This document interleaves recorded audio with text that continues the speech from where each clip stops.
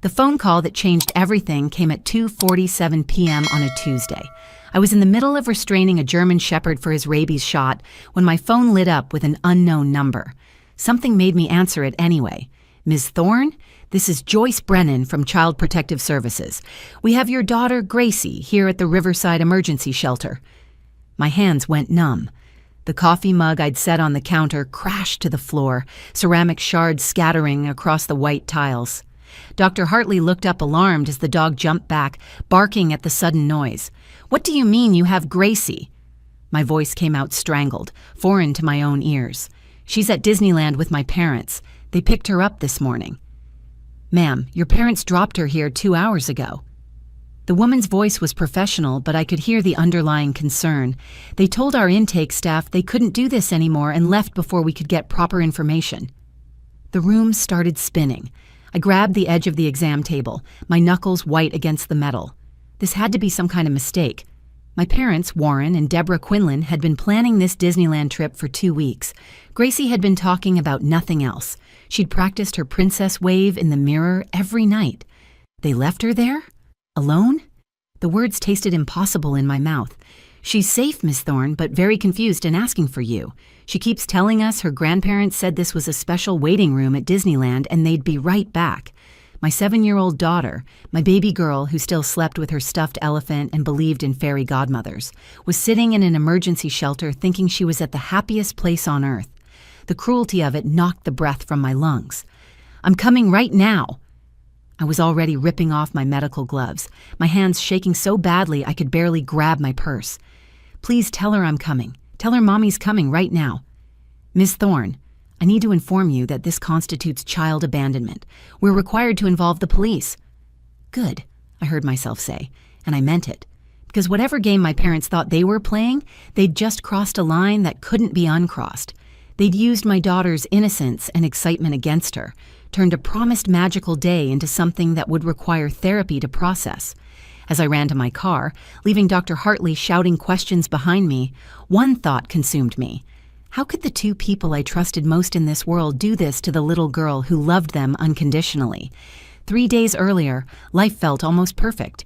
I'd finally gotten my veterinary assistant certification after 2 years of night classes, juggling textbooks with bedtime stories, studying anatomy while Gracie colored beside me at the kitchen table. Friday morning had started with such promise. The October sun streamed through the clinic windows as I prepped the surgery suite, humming along to the radio. My parents had been my lifeline since the divorce 2 years ago. When Brandon walked out claiming he wasn't ready for the responsibility, they stepped in without hesitation. Every weekday at 3:15 p.m., their silver Honda would pull up to Riverside Elementary, and Gracie would run into my mother's arms like she was greeting royalty. "Mommy, Grandma said she has a huge surprise for me." Gracie had burst through the clinic door that Friday afternoon, her brown curls bouncing with each skip. She was wearing the purple dress Mom had bought her, the one with unicorns that she insisted on wearing twice a week. My mother followed behind, her familiar lavender perfume filling the small waiting room. At 56, Deborah Quinlan still looked like the PTA president she'd been during my childhood. Perfectly styled blonde hair and that warm smile that had comforted me through scraped knees and broken hearts. "We want to take her to Disneyland on Tuesday," Mom announced, her hands on Gracie's shoulders. "Warren got discount tickets through his retirement club. 5 other couples from church are going too, making it a whole group event." My father appeared in the doorway then, his tall frame blocking the afternoon light. Warren Quinlan had been a high school principal for 30 years, the kind of man whose approval you craved even as an adult. "Figured our little princess deserves a magical day," he said, winking at Gracie, who giggled and hid her face in Mom's skirt. "That's incredibly generous," I said, already calculating how this would help. Tuesday was typically my longest day at the clinic, with back-to-back surgeries scheduled until 6. "Are you sure?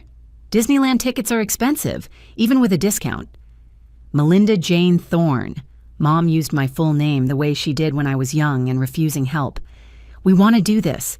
You work yourself to the bone at this clinic. Let us spoil our only granddaughter." I hugged them both, breathing in the familiar scent of Dad's Old Spice cologne. "What do you say, Gracie?" "Thank you, thank you, thank you." Gracie launched herself at her grandparents, and they caught her in a practiced move, swinging her between them like they'd done since she was a toddler. That weekend was filled with Disneyland preparation. Saturday morning, Gracie and I went to Target, where she carefully selected travel snacks with the seriousness of a surgeon choosing instruments. Goldfish crackers, apple juice boxes, and string cheese went into her pink backpack alongside Mr. Peanuts, the stuffed elephant she'd had since she was 2.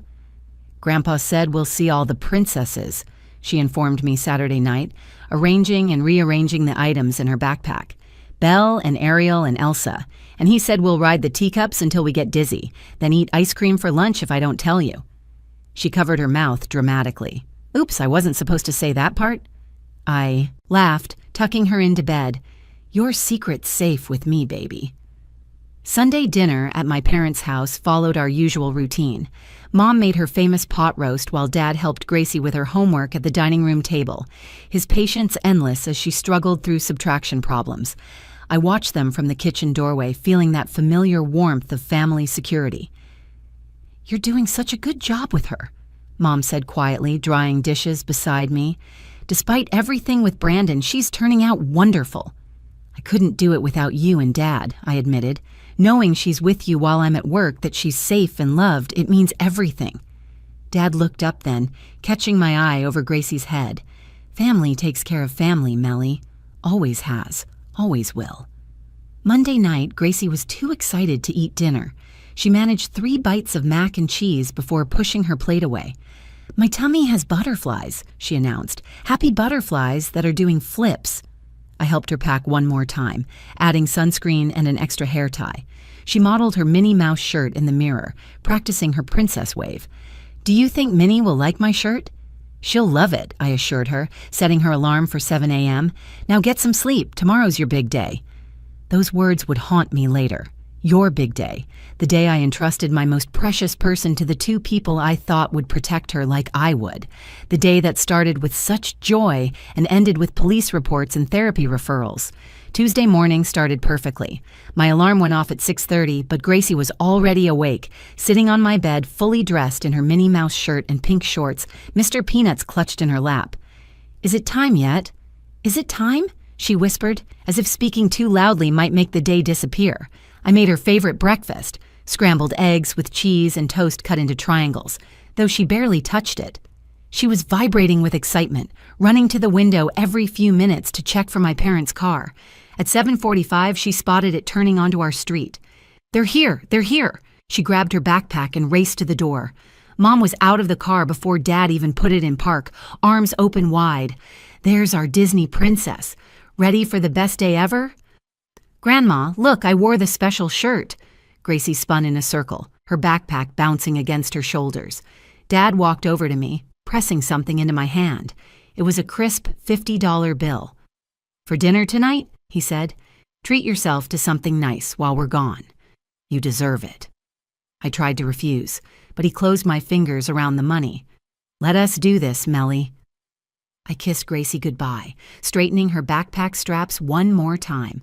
Be good for Grandma and Grandpa, okay? And remember everything so you can tell me tonight. Every single thing, she promised, already climbing into her booster seat. Mom sent me a photo 20 minutes later.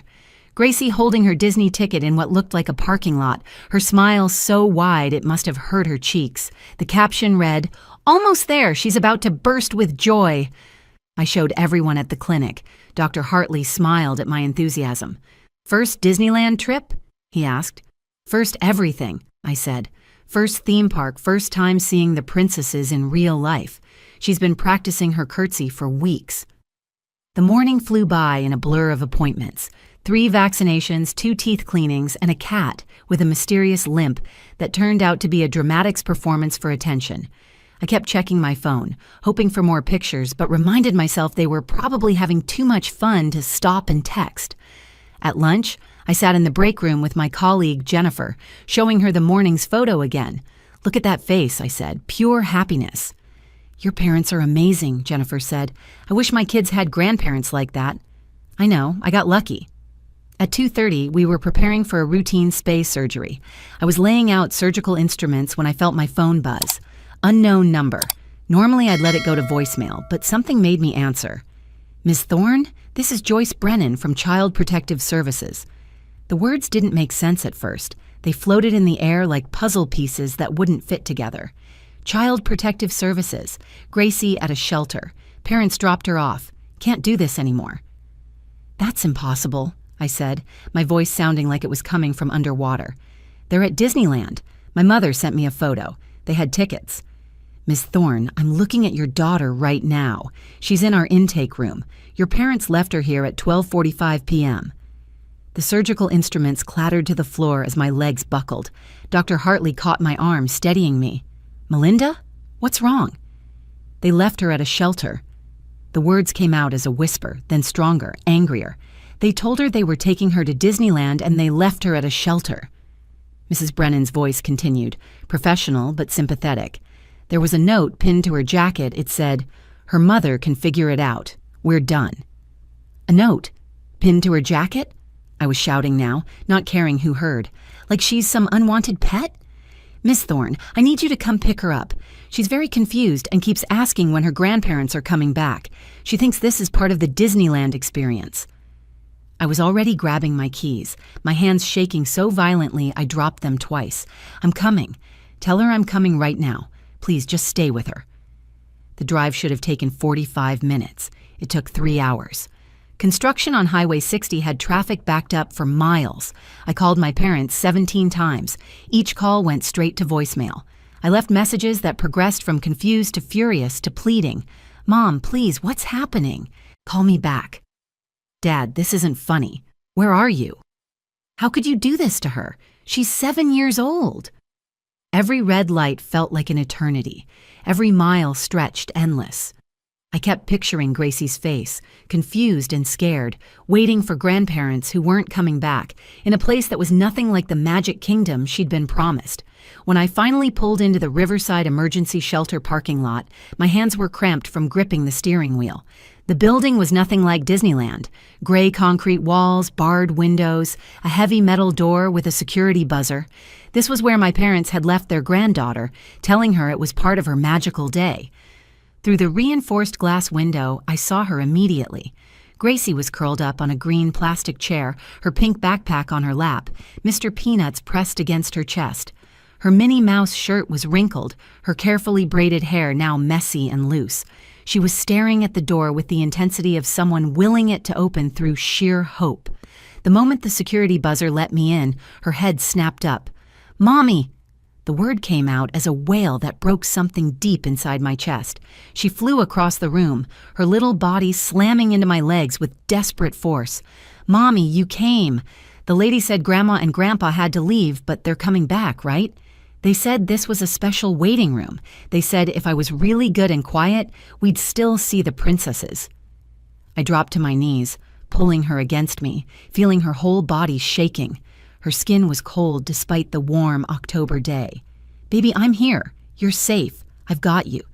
"But where are Grandma and Grandpa? They said the car needed something fixed. They said to wait here and be a good girl and not cry." Her voice hitched.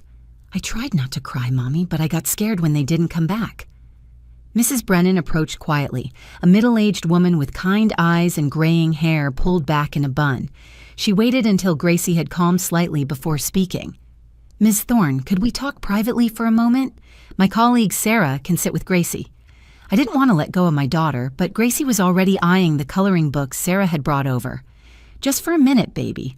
I'll be right over there where you can see me." Mrs. Brennan led me to a corner office, keeping the door open so I could watch Gracie. "Miss Thorne, I need to be direct with you. This constitutes child abandonment under California law. Your parents left your daughter here with no intention of returning. They told our intake coordinator they were done raising their granddaughter." "They said what?" My voice rose, and I forced it back down, not wanting to scare Gracie further. "They said you relied on them too much, that you needed to learn to handle things on your own."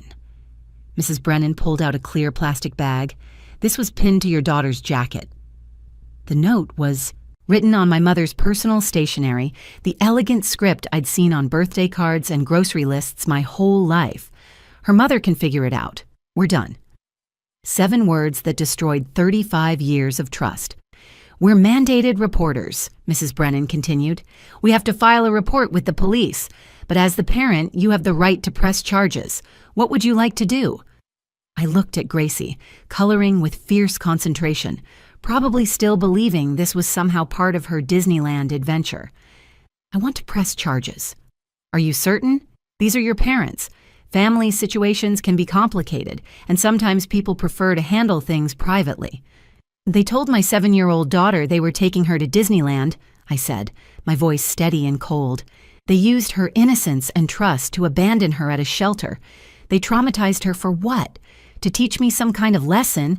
Yes, I want to press charges. I want this documented. I want there to be consequences." Mrs. Brennan nodded, making notes.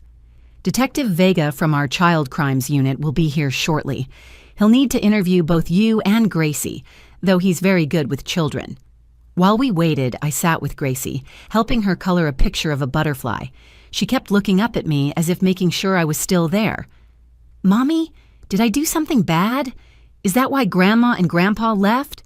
"No, baby, never think that. You did nothing wrong. Grandma and Grandpa made a very bad choice, but it had nothing to do with you being bad." Detective Ramon Vega arrived within an hour, a soft-spoken man with silver threading through his black hair. He interviewed Gracie first, using gentle questions and letting her hold Mr. Peanuts while she talked. She told him about the promises of princesses, the special breakfast Grandpa said they'd have, how Grandma helped her buckle her seatbelt extra tight for safety on the rides. "They said I had to wait here first," Gracie explained to the detective. "Grandpa said it was like a test to see if I could be patient.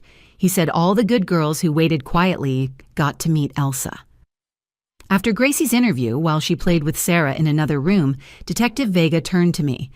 "We'll pick them up tonight for questioning. This is psychological abuse, child abandonment, and potentially conspiracy if they planned this together. Are you prepared for what this means?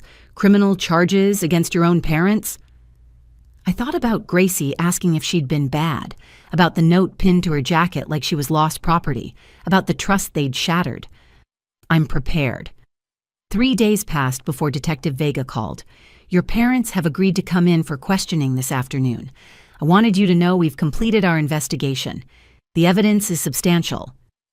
I'd spent those 3 days holding Gracie through nightmares, watching her flinch every time someone knocked at the door, seeing her check repeatedly that I was still there. She'd started sleeping in my bed, clutching Mr. Peanuts and my hand simultaneously, whimpering whenever I shifted.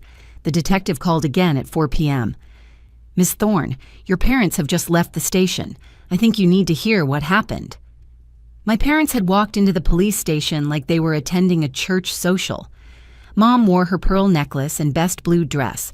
Dad had on his principal suit, the one he wore for school board meetings. They sat down across from Detective Vega with what he described as remarkable confidence. "This is all a misunderstanding," Dad had started, actually chuckling. "We were playing a little prank on our daughter, teaching her a lesson about appreciation." "A prank?" Detective Vega's voice had remained neutral. "Explain that to me." Mom jumped in, her voice bright and conversational. "Melinda has been taking us for granted. Ever since she got that raise last month, she's been talking about putting Gracie in after-school care instead of having us pick her up. Can you imagine? Paying strangers when her grandparents are available? So, you decided to abandon her child at a shelter?" "Not abandon," Dad corrected, as if this was a vocabulary quiz. "We were always going to go back. We just wanted Melinda to panic a little, realize how much she needs us. Maybe an hour or two of worry would remind her to be grateful. You left a 7-year-old at an emergency shelter for over 2 hours. You told her you were taking her to Disneyland." "Well, we had to tell her something," Mom said. "Otherwise, she wouldn't have come with us willingly. The Disneyland story was perfect. She was so excited, she didn't ask questions." Detective Vega had pulled out his laptop then. "I'd like to show you something. This is security footage from the shelter." The video started with my parents' Honda pulling into the shelter parking lot. Gracie's voice could be heard clearly. "Is this Disneyland? It doesn't look like the pictures." "This is a special entrance," my father's voice replied, "for VIP guests like you." The footage showed them walking Gracie inside, her hand trustingly in Mom's. At the intake desk, Gracie had wandered a few feet away to look at a fish tank. That's when Mom quickly signed papers and pinned the note to Gracie's jacket. "Grandma, what's that?" Gracie had asked, noticing the paper. "Just your special Disney pass, sweetheart. Now you wait here like a good girl." The next part was devastating. As my parents tried to leave, Gracie realized something was wrong. She grabbed Mom's jacket. "Where are you going? Aren't we going together?" Dad physically pried her small fingers off the fabric. "We have to get the car fixed, remember? Be a good girl and wait." "But I want to come with you." Gracie's voice rose to a panic. They walked out anyway. The camera showed Gracie running after them, her little fists pounding on the locked door. "Grandma! Grandpa! Please come back. I'll be good. I promise I'll be good. Please don't leave me." She stood at that door for 23 minutes, crying and calling for them.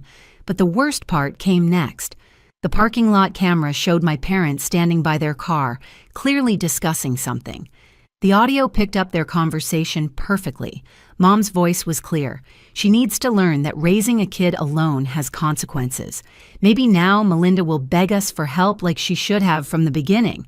Dad replied, "Exactly. She thinks that raise makes her independent? Let's see how independent she feels when she realizes what we do for her. The shelter will call her eventually." "How long should we wait before answering our phones?" Mom asked. "Let's give it until tonight. Let her really feel it. Remember how she said she didn't need us to watch Gracie every day anymore? That she could manage? Well, let's see her manage this." They sat in their car for 5 more minutes, engine running, while inside their granddaughter was sobbing for them. Detective Vega had paused the video. "That doesn't sound like a prank. That sounds like premeditated child abandonment, conspiracy to inflict emotional distress, and psychological abuse of a minor." My parents' confidence evaporated. Mom's face went white. Dad started stuttering about misunderstandings. "You're both under arrest," Detective Vega announced. "You have the right to remain silent." Mom had actually said, "But we have dinner plans." The detective called me after they were processed. "They're being charged with felony child abandonment and conspiracy. Bail's set at $50,000 each. The video evidence is ironclad, Miss Thorne. They planned this, executed it, and showed zero remorse until they realized there were consequences." I sat in my dark living room after that call, Gracie finally asleep upstairs, and realized the full truth. My parents had used my daughter as a weapon against me, her innocence as ammunition in some twisted power play I hadn't even known we were fighting. The trial lasted 3 days and made headlines across Riverside County. Grandparents arrested for elaborate Disneyland deception ran on the front page of the Tribune. My parents' church friends sat behind them in court, their faces shifting from supportive to horrified as the security footage played. They pleaded down to misdemeanor child endangerment, 2 years probation, 300 hours of community service, mandatory psychological counseling, and a restraining order keeping them 500 feet away from Gracie and me at all times. Their lawyer argued for leniency based on their lifetime of community service and momentary lapse in judgment. Momentary. As if planning an elaborate deception, traumatizing a 7-year-old and standing in a parking lot discussing how long to let me suffer was momentary. The real aftermath wasn't in the courtroom, though. It was in my living room, where Gracie went through 6 months of twice-weekly therapy. Dr. Patricia Chen specialized in childhood trauma and used play therapy to help Gracie process what happened.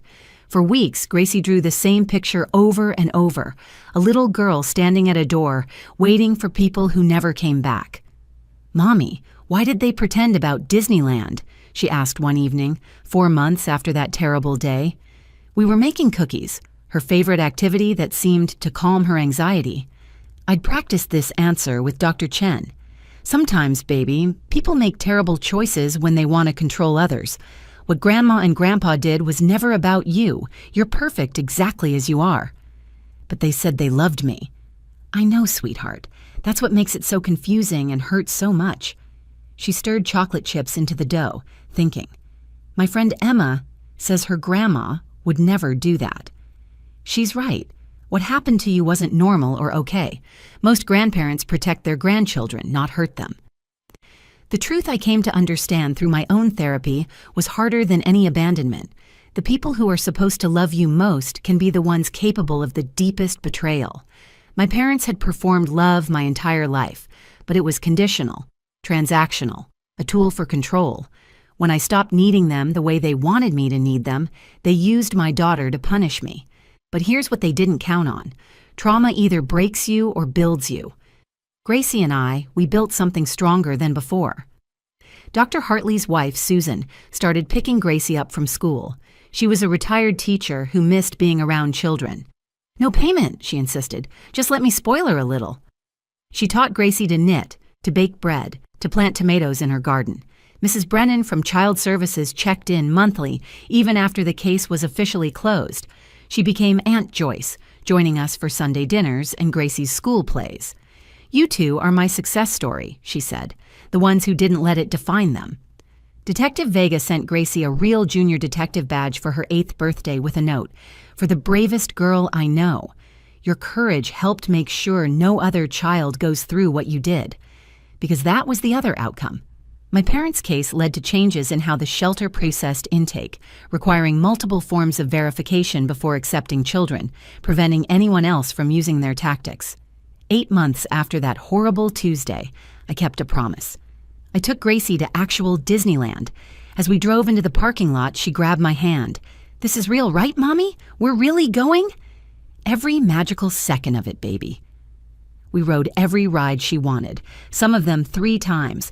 We met every princess, and when Elsa hugged Gracie and said she was brave and strong, Gracie whispered, "I really am, aren't I?" We stayed until the fireworks, Gracie on my shoulders, her hands stretched toward the exploding lights. That night in the hotel, she said something that broke and healed my heart simultaneously. "Mommy, I'm glad it's just us. We don't need anybody else to be a real family." My parents had tried to teach me a lesson about needing them. Instead, they taught me that Gracie and I were enough, that real love doesn't come with conditions, manipulation, or cruel tests. That family isn't about blood, but about who shows up, who stays, who chooses love over control. The security footage that convicted them became my reminder that when someone shows you who they really are, believe them the first time, even if they're the people who raised you, especially then. Sometimes the family that betrays you actually sets you free to find the family you deserve. And sometimes that family is smaller than you imagined, but stronger than you ever thought possible. Just a mother and daughter, building a life from trust, real love, and the absolute certainty that no matter what, we show up for each other. No tricks, no tests, just love. If this story resonated with you, if you've ever had to choose between toxic family and your child's well-being, know that you're not alone. Like this video, if it touched you, share it with someone who needs to hear that choosing to protect their children from harmful family members doesn't make them bad people. It makes them good parents. Comment below with your own experiences of choosing chosen family over blood relations. And subscribe to this channel for more stories of resilience, survival, and the courage to build new families from the ashes of old betrayals. Remember, you deserve love without conditions.